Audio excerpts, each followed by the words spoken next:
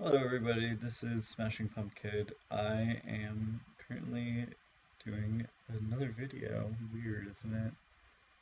Um, so I was kind of racking my brain on different things that I can kind of discuss with you guys insofar as Yu-Gi-Oh is concerned, because that's probably why most of the people are still subscribed to this channel.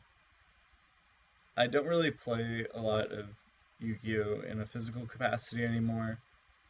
Most of my games are online, and since the nature of the game has become super combo driven, I don't feel like it's in most people's best interest to,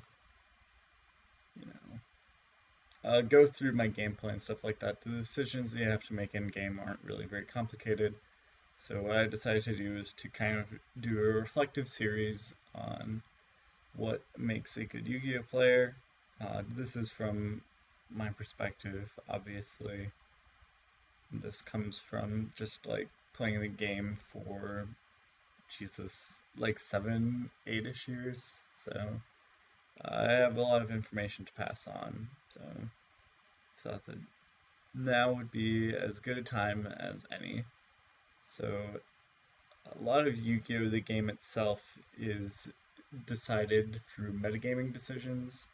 And metagame is a card, not a card, but rather a term that gets thrown around a lot, particularly among newer players, and it kind of has lost a little bit of meaning. What metagaming is basically what occurs before you sit down to play a game. So that involves a lot of the materials that are outside of the game, like the cards themselves, the strategies, the interactions, what is popular, what's played, what isn't. Um, So that's kind of the first place I want to start before we even get to playing the game itself, is having an understanding of the cards themselves. Um, and this can be brought down into two pretty distinct categories. The first is knowing card pool, and the other is card evaluation skills.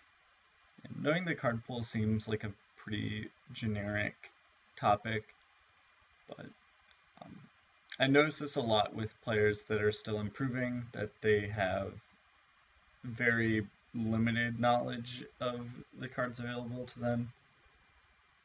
They are either only concerned with what's coming up next or what they're currently playing, and they tend not to look back.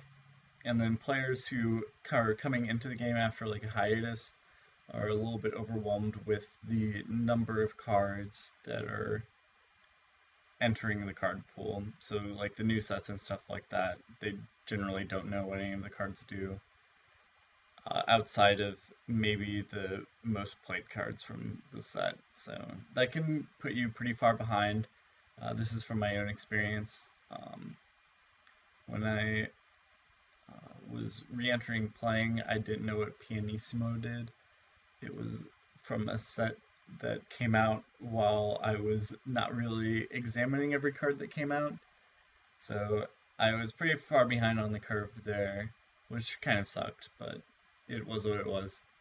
Um, the one physical game, the couple of physical games of Yu-Gi-Oh that I played this year, kind of got wrecked by that card. It's kind of saucy. It's pretty. It was not a great experience. Let's put it that way. But anyway, that's a good highlight for um, just knowing the card pool and that being to your advantage. That being advantageous to you. Um, you can go back and see old techs and kind of install them into your new deck. But that kind of comes to the next point. Uh, More intermediate level players will have a pretty wide knowledge of what cards are used and what aren't, but they aren't very good with card evaluation skills. And that's more just like what cards are good in what situations.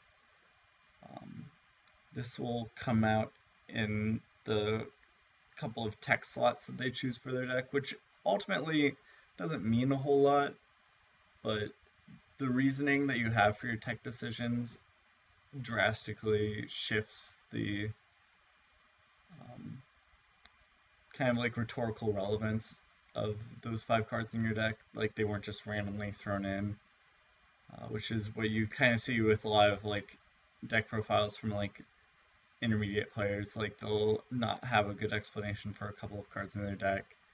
And they'll note like very niche situations where they're good. So that is fine if that niche situation is something that you've evaluated and it comes up in a lot of different games. But if this is just, like it only happens like 1 in every 100 games, I don't really have a great example for this.